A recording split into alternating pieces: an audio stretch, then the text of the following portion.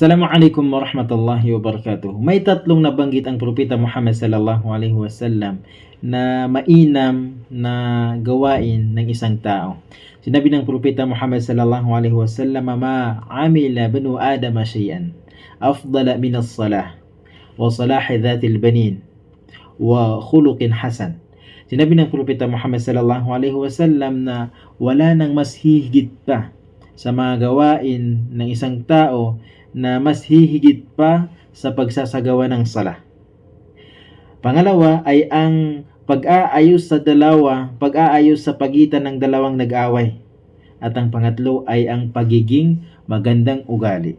Kaya sikapin po natin na hindi natin maiwan ang ating sala at sikapin po natin na makagawa ng paraan kapag alam mo yung mga kaibigan mo, mayroong kaibigan na hindi nag-uusap, nag-away, sikapin mong magkapag-ayos sila.